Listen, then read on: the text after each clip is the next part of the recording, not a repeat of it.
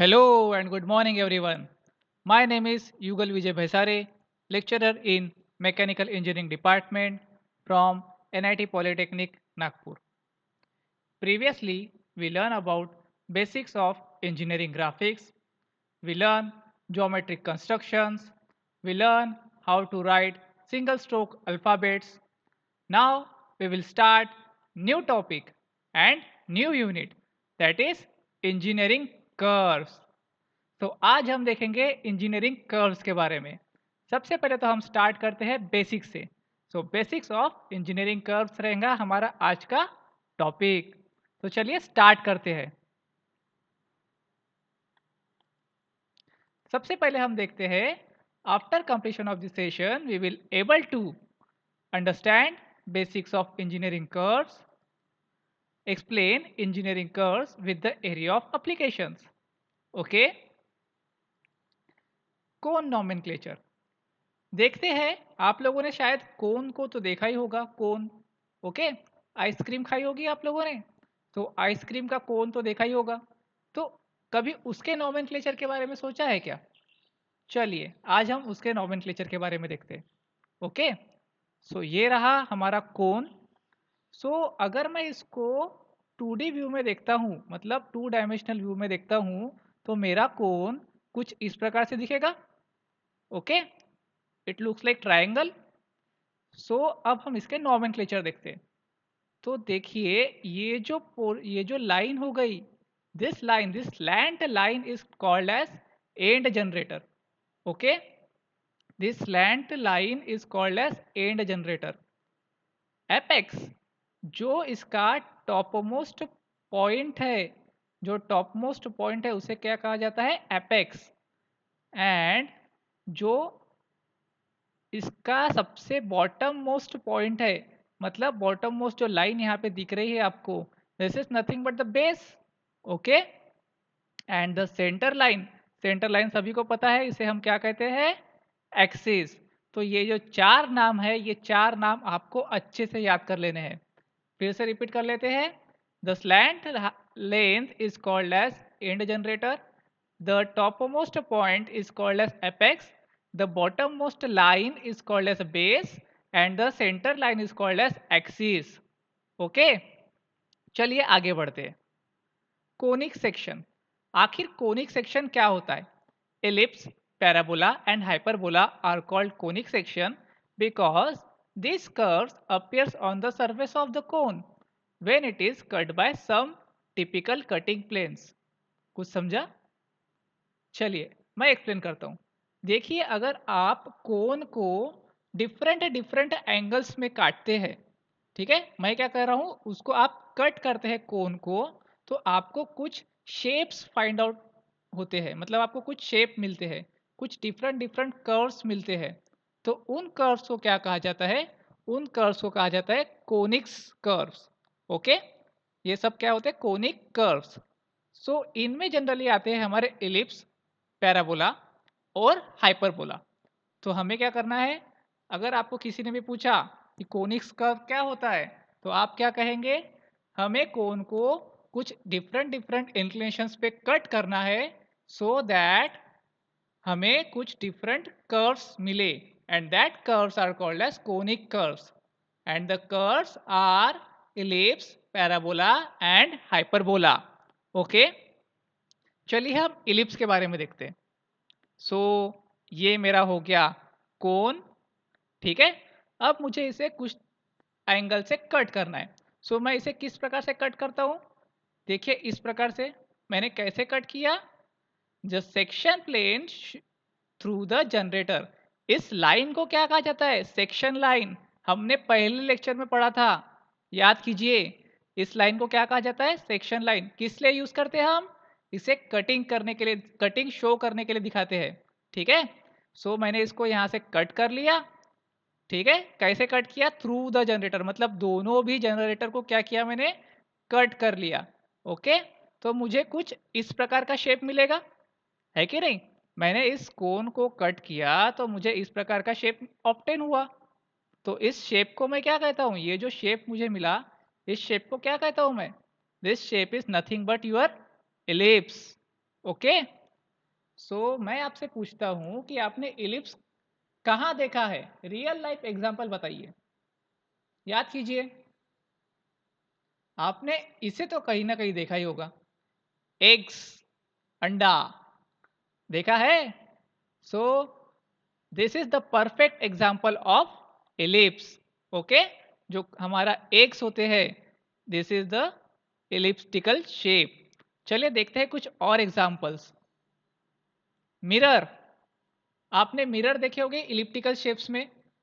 आपके जो गाड़ी के साइड मिरर होते हैं वो भी जनरली कुछ कुछ गाड़ी के मिरर्स इलिप्टिकल शेप में होते हैं। ओके। रग्बी बॉल, अगर किसी को रग्बी का शौक होगा तो उसे पता होगा कि इसका जो बॉल होता है वो भी इलिप्टिकल शेप का होता है। ब्रिजेस, जनरली कुछ ब्रिजेस के जो शेप होते हैं, कुछ आर्क्स होते हैं, वो भी इलिप्टिकल शेप के होते हैं। ठीक है। एंड ये तो सभी को पता होगा कि जो मून होता है, हमारा जो चंद्रमा होता है, वो अर्थ के अराउंड रिवॉल्व करता है इलिप्टिकल मैनर में। ठीक है। तो अगर कुछ नहीं पता तो आपको ये तो पता ही होगा, बचपन से पढ़ते आ रहे हैं। ठीक है। So this is nothing but about ellipse. Let's see about parabola. So वही करना है हमें। ये मेरा आ गया कोन, ये आ गई मेरी सेंटर लाइन मतलब एक्सिस। अब मुझे इसे कुछ तो भी इंक्लिनेशन पे कट करना है। So how to cut to obtain parabola? See, अगर मैं सेक्शन प्लेन को इस एंड जनरेटर से पैरेलल कट करूं, मतलब this line should be parallel with my this cutting plane, section plane parallel to end generator. So मुझे कुछ इस प्रकार का शेप ऑब्टेन होगा। देखिए मैंने कोन को कट किया, सो इस प्रकार से मुझे यहाँ पे एक शेप मिला। And this shape is nothing but your parabola. Okay. So how you get parabola? If you cut the cone which is parallel to the end generator, the shape is obtained is called as parabola. Okay? देखते हैं इसके examples. आपने satellite वगैरह TV में जब देखा होगा तो इस प्रकार की डिश जरूर देखी होगी, या फिर आपने आपके घर पे डिश टीवी तो देखी होगी। इसको लगा डाला तो लाइव झिंगा लाला, देखा है? So this is nothing but the perfect example for parabola. Okay. देखिए इस डायग्राम में एक फिश है, ये फिश जंप कर रही है। ठीक है। सो ये जो शेप ऑब्टेन करेंगी जंप करते हुए, इसे हम परफेक्ट पैराबोलिकल शेप कहते हैं। अगर आपको ये समझने में डिफिकल्ट जाता है तो आप क्या कीजिए, आप एक बॉल लीजिए और बॉल को थ्रो कीजिए किसी और लड़के के तरफ। ठीक है। तो जो बॉल का जो पाथ जाएगा, वो बॉल जिस पाथ को फॉलो करते हुए जाएगा उसे कहा जाएगा पैराबोलिक पाथ। ठीक है। नेक्स्ट है ब्रिजेस। कुछ कुछ ब्रिजेस में यहाँ पर आपने देखा होगा एक शेप फॉर्म हुआ है। This is nothing but a parabolic shape. Okay. And the last my favourite, McDonald's. McDonald's का जो यह एम दिख रहा है, ये एम भी पैराबोलिक शेप में होता है। ठीक है। सो ध्यान में रखिए। आई होप अब आप पैराबोला और इलिप्स कभी नहीं भूलेंगे। चलिए आगे बढ़ते हैं। Next is hyperbola. सो हमें वही करना है। This is my cone with axis. Now I have to cut it at some inclination. So how to cut to generate hyperbola? Okay. See, मैं क्या कर रहा हूं, ये जो मेरी एक्सिस लाइन है इससे पैरेलल इसको कट कर रहा हूं। So section plane parallel to axis, this section plane is nothing but the parallel to axis. So मुझे इस प्रकार का कुछ शेप मिलेगा। देखिए इस प्रकार का शेप मिला मुझे, तो इसे मैं क्या कहूंगा? This is nothing but the hyperbolic shape. Okay. This shape is called as hyperbolic shape. So देखते हैं इसके एग्जांपल्स। टेबल लैम्प, तो कुछ इस प्रकार के आपने शेप देखे होंगे। This are the perfect example for hyperbola. Cooling towers, आपने कभी देखा होगा जब पावर प्लांट आप देखने जाते हो तो यहाँ पे आपको कुछ इस प्रकार का टावर दिखता है। इस टावर को कहा जाता है कूलिंग टावर। ओके, तो इसका जो शेप होता है वो होता है हाइपरबोलिक शेप। ओके, चिप्स तो सभी खाते हैं and this shapes are favourite hyperbolic shape. Okay, and some of the gears are called as are also in hyperbolic shape. Okay, these are the gears which are in hyperbolic shape. Okay, oh, it's a question time. What is circle? So just like हमने parabola, ellipse, hyperbola पढ़ा, उसी प्रकार से circle भी हम generate कर सकते हैं कोन से। थिंक अबाउट इट कि मैं कोन को किस प्रकार से काटूं सो दैट मुझे सर्कल मिले। Pause the video, think about it and then play the video again. Okay, I hope आप सभी को इसका आंसर मिल गया होगा। चलिए मैं आपको थोड़ा सा एक्सप्लेन करता हूं।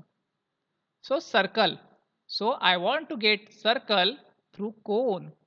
So this is my cone with axis. Now I want to generate circle. So मैं क्या करता हूं, मैं अपनी प्लेन को कुछ इस प्रकार कट करता हूं, मतलब एक्सिस से परपेंडिकुलर इसको कट किया मैंने। ओके, एक्सिस से परपेंडिकुलर जब मैं इसको कट करता हूं, so I got circle at the top most portion. Okay, so यहाँ पर मुझे कुछ शेप मिलेगा। वो शेप कौन से शेप का रहेगा, वो रहेगा सर्कुलर शेप। ठीक है, सो लाइक दिस कौन से हम सर्कल जनरेट कर सकते हैं।